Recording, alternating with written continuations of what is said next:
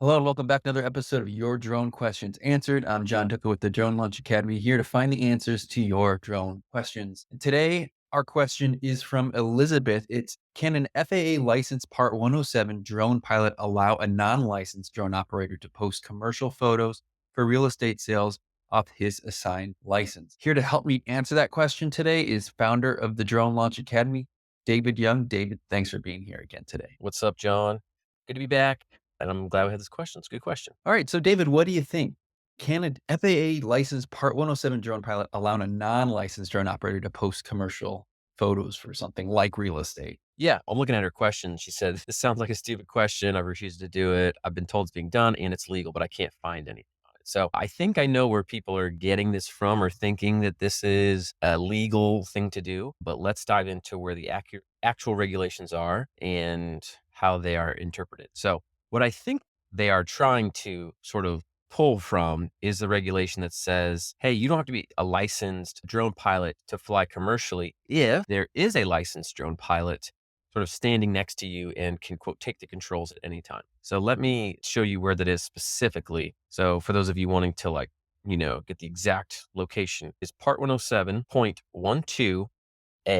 So if you go there, Part 107.12 is requirement for remote pilot certificate with a small UAS rating. And it says, except as blah, blah, blah, blah, no person may manipulate the flight controls of a small unmanned aircraft system unless, and that means fly it, manipulate the flight controls. Number one is they have to have a remote pilot certificate, which is their Part 107 license, as most people call it. Or number two, that person who's flying is under the direct supervision of a remote pilot in command, and the remote pilot in command has the ability to immediately take direct control of the flight of the small unmanned aircraft. And then it gives some other things there. But those are the main two things, either conditions you have to have. So they're probably like, well, if I do it under somebody else's license, I can do it commercially. I would give you an instance where this wouldn't apply.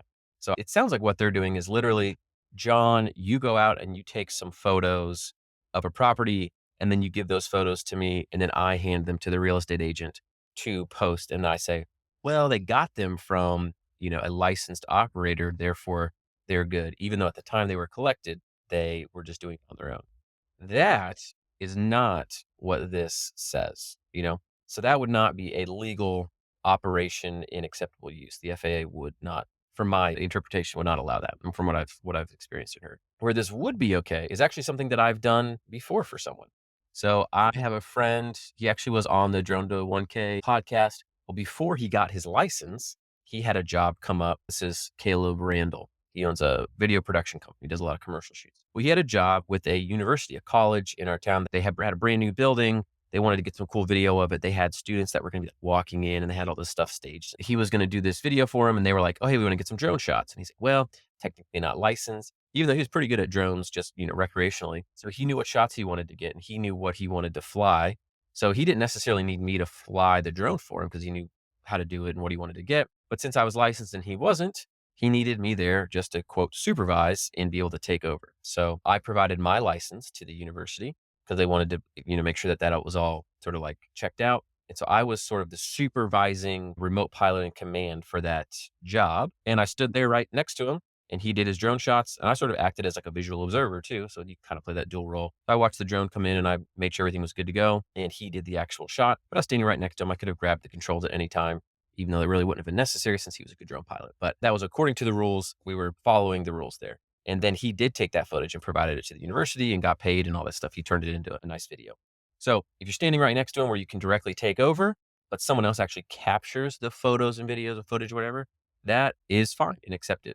If Caleb had actually gone out there on his own and done all that, and I was at home or I was at work, and then later he was like, here you go, David, here's the footage. Can you submit it to them? That is not what this rule is saying. So to answer Elizabeth's question, it sounds like the way she describes it is to post commercial photos off of his assigned license. Sounds like they're not doing that the correct way, and that would not be legal. But if they were doing it the way I just described, like my friend Caleb did, that is the legal way to do it. And that is okay. So for instance, if you have a drone pilot who's very skilled in a certain thing, FPV or whatever, or you just don't feel like flying or whatever the circumstance is for having a different pilot other than the person who holds the license. Maybe you just want to give someone a training opportunity. You know what I mean? You're trying to bring someone up. They don't have their license yet. They've been observing you, watching you. You want to give them a chance to do the flying, apprentice, whatever. That's okay. but you have to be right there able to take over the controls. And so, yeah, those are the rules. If you want to look it up, Part 107.12A2 is what gives you that authority. But I would say Elizabeth is correct on her not allowing that to happen from a legal perspective. Perfect. Thank you, David. And just to be clear, that's the only exception. A licensed person needs to be right next to that person who's not licensed. Besides Yeah. that, you could get your own license then at that Yeah, that's point. for the person manipulating the controls. Now you could get waivers for other things. You could get a waiver for that section. A lot of times people get waivers for the drone. Like you have to have a Part 107 license and you have to fly just one drone.